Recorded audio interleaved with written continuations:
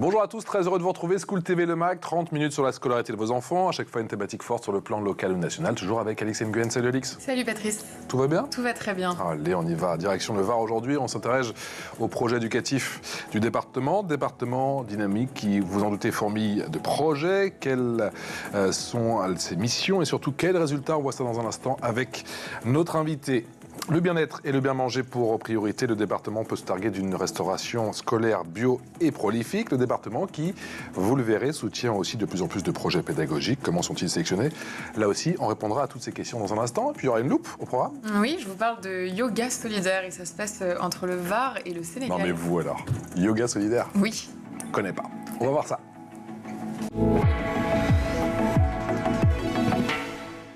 L'expression orale avec Valérie Rialan. Bonjour Valérie. Bonjour. Merci d'être venue jusqu'à nous. Merci. Bonjour. Conseillère départementale, présidente de la commission collège et éducation. J'ai tout bon? Tout bon. Depuis combien de temps? Oula, ça fait presque 10 ans. Presque 10 ans. J'ai fêté en 2025 mes 10 ans à la présidence de la commission collège du département du Var. Un bien bel anniversaire. Et depuis combien de temps professeur? Oula, depuis l'an 2000. Ça fait quelques années. Prof de quoi? Alors de biochimie, génie biologique. Donc, c'est des filières technologiques, ST2S, STL, puis un peu l'IUT, voilà. Concrètement, qu'est-ce qu'on apprend pour le commun des mortels? Alors, la biologie humaine, c'est le corps humain. Il y a une petite partie médicale. En fait, ça forme toutes les carrières paramédicales, infirmières, aides-soignants, etc. Donc, on apprend la physiologie du corps humain et puis un peu de quelques maladies. Oui. Alors, on dit souvent, et on a fait pas mal d'émissions avec Alix pour dire qu'il y avait un manque de filles, de jeunes femmes dans les filières scientifiques, mais pas dans celle-là, en l'occurrence. Alors, pas dans celle-là, parce qu'effectivement, historiquement, ça formait les infirmières et les secrétaires médicales. Ouais, forcément. Donc, c'était assez c'était l'inverse, quoi. Limite, il n'y avait pas trop d'hommes, quoi. Ouais. Ben, voilà. Ouais. C'est un peu plus le cas maintenant, mais c'est vrai qu'il y a toujours un problème d'orientation.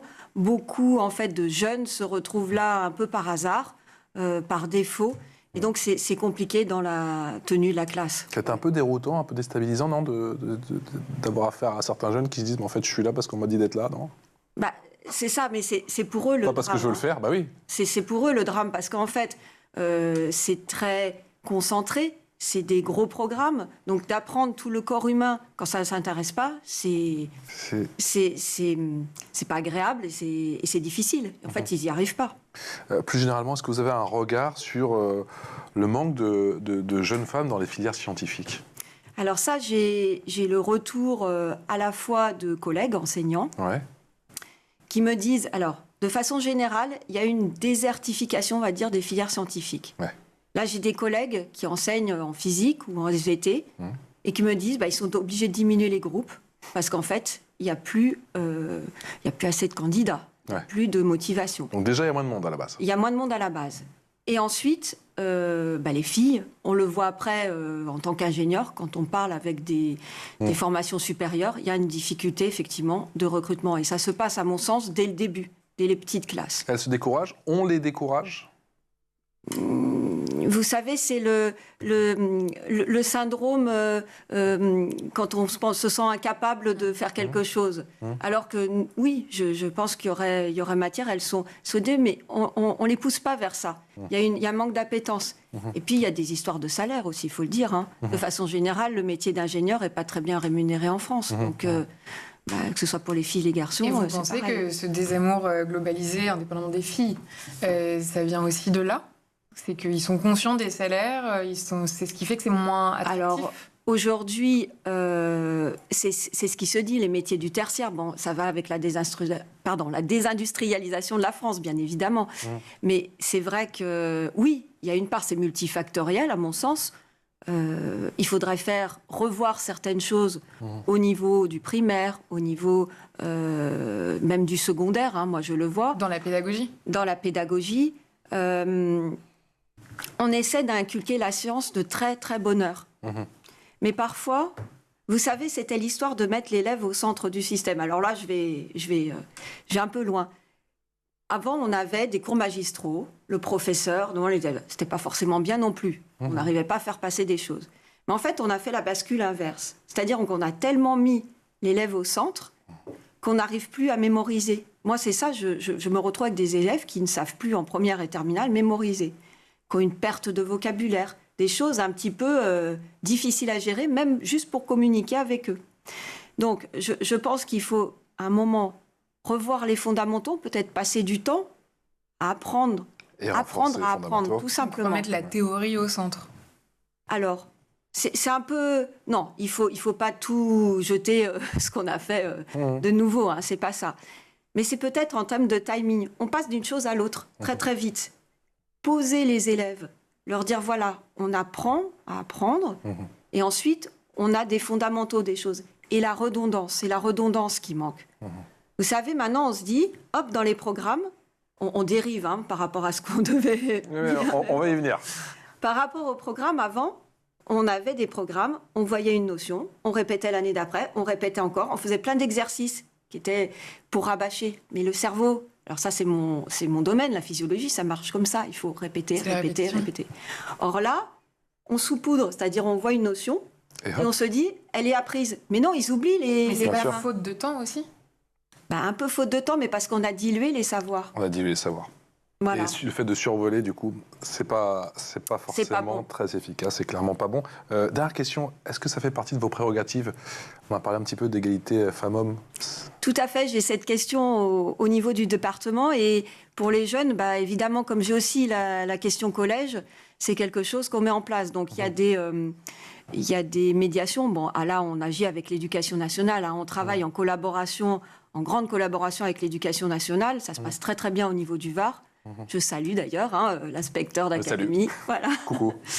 Et c'est vrai que c'est quelque chose qu'on met en place, oui. Il y a des petits sketchs, enfin je sais pas comment il faut, c'est varié. Voilà, pour sensibiliser. Non, sur l'égalité, filles-garçons, dans les collèges.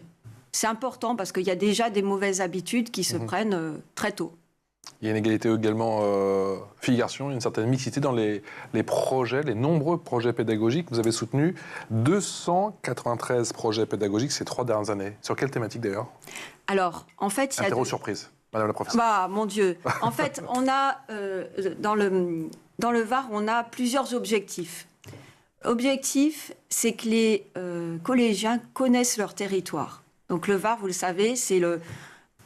premier département touristique, après Paris, mais bon, quand même le premier département touristique. Quelque chose que vous connaissez peut-être moins, c'est le 2e département boisé. Donc on a beaucoup d'espace naturel. Et donc connaître son territoire, ça passe par ça. Ça passe par l'histoire. On a aussi, là vous savez, c'est le 80e anniversaire du débarquement. On parle beaucoup du débarquement de Normandie, mais pas du débarquement de Provence. Or, il a été marquant aussi dans la victoire des Alliés. Et ça, vous avez le sentiment, Valérie, que les élèves, les enfants, les collégiens, sont sensibles justement à ce pan de l'histoire qui est plus méconnu. Vous savez, j'ai mis en place aussi ce qu'on appelle le conseil départemental des jeunes. Et puis, on les a laissés travailler. On s'est dit, tiens, il faut sortir quoi ? Eh bien, la première chose qui sort, c'est leur histoire et leur identité. Bon, alors après, ils se sont mis à faire de la cuisine, ils ont fait de la CAD, ils ont fait des madeleines à l'huile d'olive. Peu importe. Mais voilà, ça passe par ça. Et donc, on a financé, en fait, dans ce cadre du débarquement. Alors nous, on a lancé un projet qui dépasse le 80e anniversaire, c'est-à-dire qui va être pérenne. Ça s'appelle les routes varoises de la liberté. D'accord.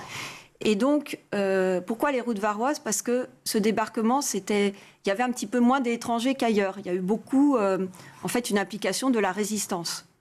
Et donc, ça reste encore prégnant dans nos villages, dans nos territoires. Bon, bien sûr, il y a les plages du débarquement. Donc là, les collégiens, on les a emmenés, en fait, voir ces plages. On les emmène, évidemment, en coordination avec les professeurs d'histoire, mais voilà, c'est quelque chose qu'on a pris à cœur et qu'on finance, bien sûr. Est-ce qu'il y a d'autres leviers intéressants, justement, concernant l'apprentissage, si je puis dire, de la citoyenneté pour les jeunes Varois ? Alors oui, l'apprentissage de la citoyenneté, ça passe effectivement... le gros projet, c'est le conseil départemental des jeunes, bien évidemment. Là, on leur apprend, donc ils siègent. En fait, ils sont combien ? 46. Donc on est 46 conseillers départementaux adultes. On a les mêmes en enfants. Avec la parité, puisque vous le savez, le conseil départemental, c'est pour chaque canton un homme et une femme.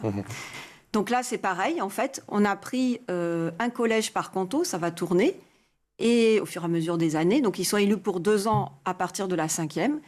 Et là, pas plus tard que lundi matin, ils siégeaient. Qu'est-ce qu'ils vous ont sorti? Alors, ils siégeaient avec nous. Donc, qu'est-ce qu'ils nous ont sorti?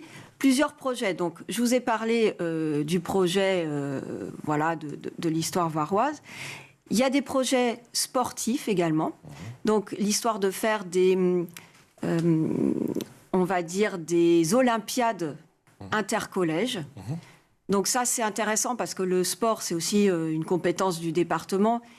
Mais, et comme on a réussi un petit peu cette gageure de leur dire, bon, regardez les compétences du département, et c'est aussi notre objectif, en fait, de décliner les compétences du département pour que les collégiens puissent en bénéficier.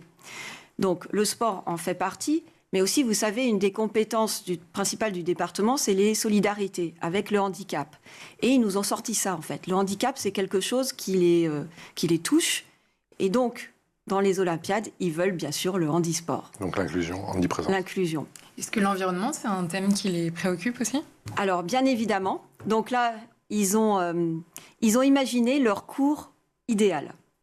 Et dans leur cours idéal, bien évidemment, il y a la revégétalisation des cours. Ça tombe bien parce qu'en plus, ça faisait partie de quelque chose qu'on veut mettre en place. Vous savez que le Var, il fait chaud. C'est pas encore très chaud. Comment? C'est pas encore le cas. C'est pas mis en place. Alors, pas toutes les cours. On a encore. Ça, je vais venir un petit peu sur le sujet du patrimoine, du patrimoine des bâtiments des collèges, en fait. Ouais, il y a encore beaucoup de bitume, quoi. Il y a certains collèges. En fait, on a 71 collèges dans le Var. Grosso modo, il y en a à peu près, je dirais, la moitié qui sont un petit peu trop encore bitumés. Parce qu'on ne peut pas tout rénover à la fois, on ne peut pas tout faire à la fois.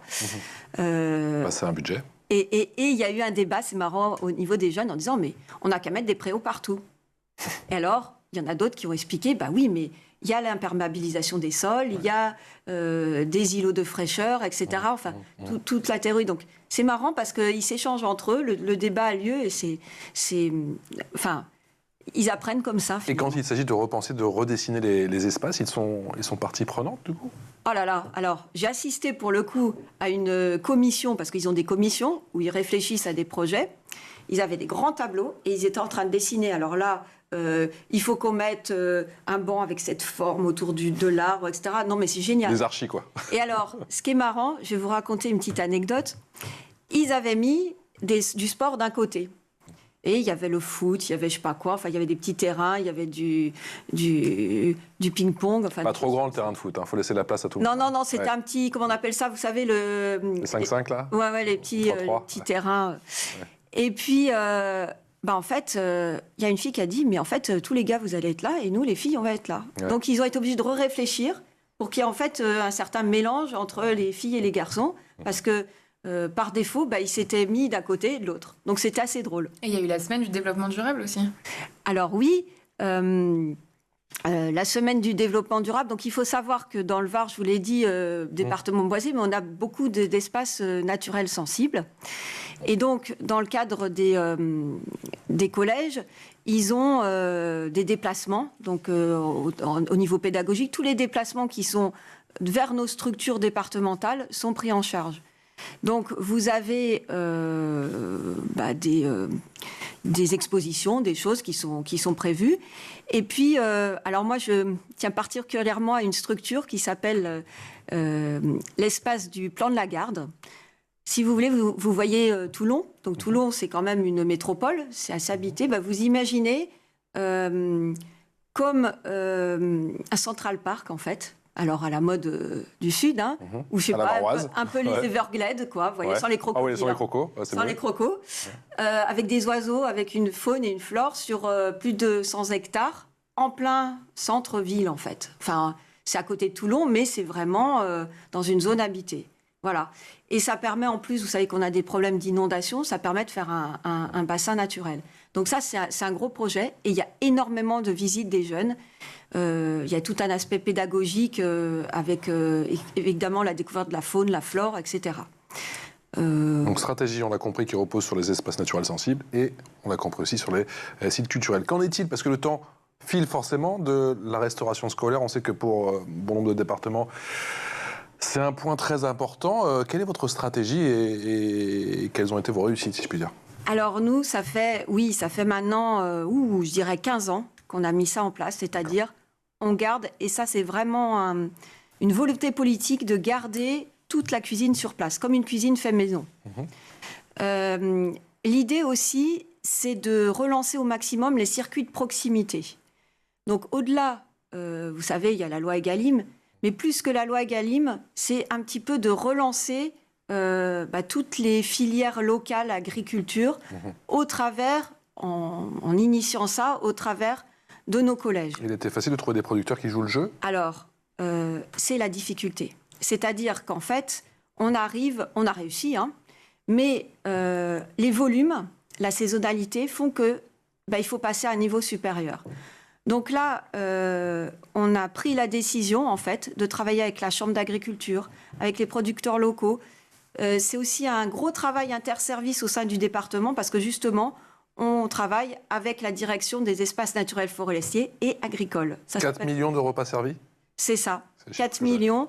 C'est-à-dire que sur les 71 collèges, il y a à peu près la moitié des élèves, donc ça fait on va dire grosso modo 50 000 élèves, qui a à peu près 33 000 demi-pensionnaires tous les jours. 68 restaurants scolaires proposent une cuisine réalisée sur place par les équipes du département. Il reste 3 collèges qui bénéficient d'une livraison? Non, alors pourquoi? Parce qu'il y a un collège qui est une cité scolaire, donc c'est la région qui s'en occupe. Et puis, effectivement, il y a parfois une cuisine centrale avec la mairie, donc ça c'est un des collèges. Et un dernier, c'est un ancien collège de Toulon, et il n'y a pas la place pour le moment. Manque de surface. Manque de surface, mais on est en train de réfléchir à tout ça, voilà. C'est pas simple. Et ce sont des produits bio? Alors, pas forcément bio, il y en a beaucoup de bio, mais surtout proximité. On est toujours sur l'identité, la proximité, la découverte de son terroir. On a les figues de Soliès, on a, évidemment, quand vous avez le pain du boulanger du coin, les fromages de chèvre, voilà, des choses comme ça. Vous êtes pas mal. Hein. Alimentation locale, saine, équilibrée, ce triptyque, il est au final dur à concrétiser? Alors, il faut beaucoup de moyens. D'abord des moyens humains, parce que ça veut dire qu'il y a en moyenne une équipe de 3-4 personnes par collège. Il faut savoir qu'on a à peu près 900 agents des collèges. Donc le Var, c'est 5000 agents. Sur les 5000, il y a quand même, vous voyez, un 5e pour les collèges. Donc c'est pas rien, c'est une vraie volonté. Donc là, c'est les moyens humains. Pour cuisiner du local, il faut aussi des moyens matériels. C'est pas, on ne prend pas les ciseaux et coupe pas le sachet de surgelé. Ça veut dire qu'il y a des salles, des sas, avec un endroit où on cuisine la viande, l'autre on coupe les légumes, et tout ça, c'est des moyens matériels assez conséquents.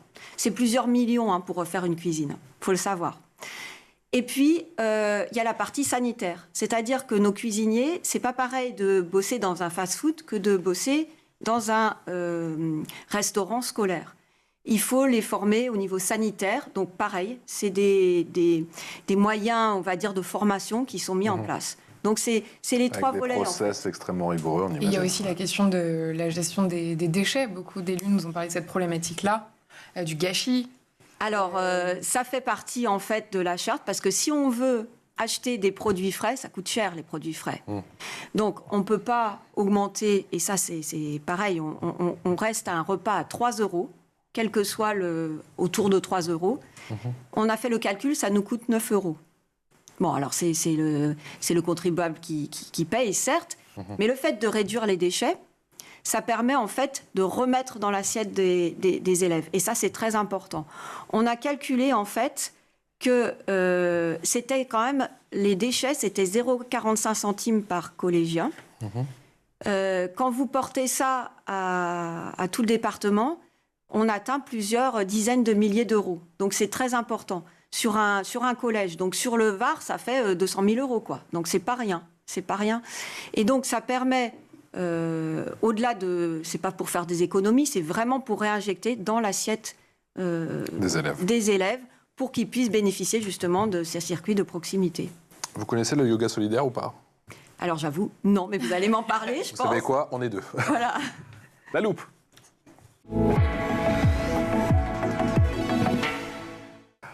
Le yoga solidaire, ma chère Lix, ça se passe entre le Var et le Sénégal. Tout à fait, un projet mené à bien par l'une des professeurs du village de Plan d'Aube Sainte-Baume dans le Var. Elle s'appelle Émilie Top-Labonne. Elle enseigne le yoga dans son village et dans sa classe. Tous les matins, Émilie propose 10 minutes de yoga à ses élèves de maternelle dont elle observe les bénéfices, notamment en termes de recentrage, avant d'entamer une activité comme l'écriture par exemple. Plus récemment, Émilie a décidé de partager les bienfaits du yoga via son association Surya avec des enseignants du Sénégal. Depuis 2021, elle se rend régulièrement à Casamance où elle forme ses homologues et ces derniers se sont même rendus à Plan d'Aube. On écoute Émilie. Je pratique le yoga depuis une quinzaine d'années maintenant avec les enfants. Je transmets cette pratique aux enfants dès 3 ans. Et j'aime beaucoup ça car je me rends compte que les respirations, apprendre à se poser, être plus attentif, se relaxer, les aide beaucoup au quotidien. Et je pense aussi que c'est semer des graines pour un adulte en devenir, un adulte plus conscient, qui apprend à vivre ensemble et qui ouvre son cœur. Ensuite, pour l'activité au Sénégal, le yoga au Sénégal, cette aventure a commencé il y a 3 ans maintenant. Et cette idée m'est venue car j'aime beaucoup le fait de partager, de proposer un yoga solidaire, ouvert à tous et accessible. Donc voilà pourquoi j'ai choisi l'Afrique et le Sénégal en particulier. Émilie s'adresse aussi aux ados. Elle a entre autres écrit avec Mathilde Bernos Respirado, un livre zen pour être bien dans son corps, sa tête et son cœur. C'est aux éditions Retz. Valérie Riaillan, le yoga en classe, ça vous parle ? Alors, j'avoue que non, mais je pense que ça pourrait être utile. Parce que parfois, il y a de la tension, et puis pour se concentrer, c'est un vrai problème. On en parlait un petit peu au début, la concentration des élèves est de moins en moins importante. Alors on donne comme responsables les smartphones, etc. Écrans, les réseaux sociaux. Les réseaux sociaux, c'est vrai que les jeunes actuellement sont énormément stimulés. Et le fait de se reconcentrer un petit peu avant, je pense que ça pourrait être bénéfique. Comment on augmente le je veux bien-être ? bien avoir quelques petits trucs. On va passer au yoga. Comment on augmente le bien-être justement de nos collégiens, de vos collégiens ? Alors, 2 volets, je vous en ai parlé, bien manger, c'en est un volet, effectivement. Il y a aussi les bâtiments, parce que c'est notre compétence. Donc, on a entrepris dans le Var. Moi, je suis vraiment dans les besoins primaires. C'est ce que j'ai donné comme message aux équipes en leur disant, avant de faire des grands projets, on vérifie que les collégiens soient satisfaits avec leurs besoins primaires. Donc, ça veut dire être dans des locaux corrects, ça veut dire bien manger, et ça veut dire être en sécurité. Donc il y a certains volets qui sont bien évidemment gérés par l'éducation nationale, mais tout ce qui concerne les bâtiments, c'est nous qui gérons. Compétence, ouais. Donc nous avons entrepris en fait un plan pluriannuel d'investissement avec un gros plan de rénovation des collèges. C'est-à-dire que là, on a reconstruit, alors c'est des grosses sommes, c'est plus de 150 millions d'euros sur plusieurs années, bien évidemment, pour rénover les collèges. Alors, on s'est rendu compte qu'en fait, de moins en moins, vous savez, il y avait des structures paillerons à un moment, donc qui étaient dangereux, qui avaient de l'amiante, etc. Donc ça a été reconstruit, ça y est. Mais on a quand même des collèges des années 80 qui sont un peu en dégradation. Et donc l'idée, c'est de les remettre à niveau, comme on le fera dans une maison, finalement. Il doit faire un petit peu chaud aussi, j'imagine. Alors oui. Donc ça, donc c'est vrai que les clims, tout ça, c'est pas possible non plus, donc on est en train de réinventer des moyens simples parce qu'il y a eu des choses qui ont été testées dans différents collèges. Comme quoi ? Mais alors, des circulations d'air, des choses un peu complexes. Et en fait, je me rends compte qu'il faut revenir à des choses simples. Pourquoi ? Parce qu'il y a l'usager, le collégien, les profs, je peux le dire parce que je suis prof, on n'est pas très ordonné. Il y a des fois, on ouvre, il ne faudrait pas ouvrir à cette heure-là. Enfin, pour que ça marche, les circulations d'air, il faudrait qu'il y ait une harmonie et une grande rigueur d'usage. On ne peut pas avec des classes. Je vais vous donner un autre exemple. On a installé, parce que les normes sont exigeantes aussi, c'est dans l'autre sens. On a installé un système de chauffage avec des capteurs, avec des détecteurs dans un nouveau collège à Aubes, donc tout neuf. Et on m'appelle au mois de novembre en me disant « il fait 15 degrés, c'est horrible, on a très très froid, le système il n'est pas en marche ». Alors, Même si c'est normal de mettre d'étalonner, de mettre les choses en place, au bout d'un moment, ça durait. Et je me suis dit, mais pourquoi? Eh bien, en fait, c'était un système où il y avait les chauffages en série. Et donc, quand quelqu'un bougeait, celui qui était au bout de la chaîne, il n'avait plus rien. D'accord. Et donc, il aurait fallu que personne ne touche. Mais comme tout le monde a envie de... T'en as qui crèvent de chaud et les autres qui grelottent, quoi. Et donc, il faut de la rigueur. Bah oui, mais comme ça passe dans les salles et tout, donc il faut imaginer des systèmes simples. Des doubles portes qui s'ouvrent, des courants d'air, enfin, en fait, des persiennes. Moi, je pense qu'il faut... On en revient à l'ancien système. Un petit peu, finalement. Ça tombe bien, c'est moins cher. Ça marchait. Donc, pourquoi pas. Bon, après, c'est vrai qu'en termes de gestion, il faut allier la technologie. Hein. On peut mettre des capteurs, on peut se dire, voilà, il y a des chaudières qui, effectivement, on m'a expliqué, réagissent en fonction des capteurs, se déclenchent plus ou moins, etc. Donc ça, c'est important. Il faut utiliser les moyens modernes quand même. On ne va pas retourner... Vous parliez également, effectivement, de la sécurité j'imagine, et aux abords des collèges, même si ce n'est pas forcément votre périmètre. Si, tout, même aux abords? Alors, non, aux abords, non, bien évidemment, c'est soit les communes, soit... voilà. On a des systèmes de vidéoprotection. Et surtout, encore une fois, là, on travaille en grande collaboration avec l'Éducation nationale pour, en fait, cibler chaque endroit ou chaque point qui peut être vulnérable. Donc, par exemple, un grillage qui est un peu vulnérable et on peut avoir une intrusion. Vous avez un sas d'entrée qui n'est pas tout à fait correct. Donc, au fur et à mesure, on refait tout ça. Et, il y a encore beaucoup de dégradation, par exemple, de grillage, par exemple, il y a des problèmes d'incivilité de temps. Alors, c'est pas la majorité, hein, oui. Mais il y en a. Oui, oui. Il y a des élèves à Carcès qui sont mis à casser tous les lavabos d'un coup, comme ça. Oui, non, mais c'était collège neuf. Ça arrive. Il suffit... voilà. Ça prenne au lavabo. Ils ont on va dire, dégradé complètement les vestiaires, les lavabos. Ouais. C'était le jeu. Bon, c'est pas partout, heureusement. Hein. Ouais. Mais bon, c'est quelque chose qu'on doit prendre en compte. Mais je vous parlais plus des intrusions, c'est-à-dire éventuellement du risque attentat. Donc, on a mis des systèmes d'alarme indépendantes risque attentat dans tous les collèges. Et puis, ça fait des années qu'on travaille, oui, au niveau de la sécurité, effectivement. Et vous investissez sur des thèmes comme le harcèlement scolaire? Alors... ponctuellement, là, c'est plutôt du ressort de l'Éducation nationale et il y a beaucoup de choses qui sont déjà faites. Là, on a eu ponctuellement, par exemple, je crois que c'est une flash mob ou un truc comme ça qu'ils ont fait dans un des collèges où, effectivement, on a été sollicité pour ajouter un petit peu sur ce projet-là. Et c'était avec le conseil départemental des jeunes. Ils nous ont saisis. Donc, on a dit, on y va. Mais si vous voulez, c'est efficace, ce conseil départemental. C'est par touche quand il y a besoin. C'est un peu notre façon, notre mode opératoire. C'est-à-dire, pour que ça marche, il faut que la communauté éducative s'en saisisse. Voyez, pour les tablettes, on n'a pas fait le choix d'équiper systématiquement tous les collèges. C'est des projets pédagogiques. Donc, ça évite que les tablettes restent dans des placards parce qu'elles ne sont pas utilisées. Voilà, c'est un peu ma patte, entre guillemets. Étant prof, je sais comment ça fonctionne.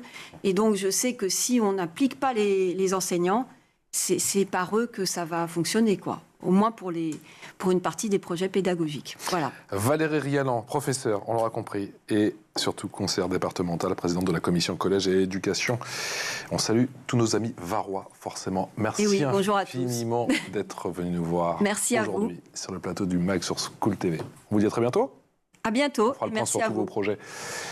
À demain, ma chère Alix, je vais dire à bientôt, mais non. À demain. À demain. Ciao.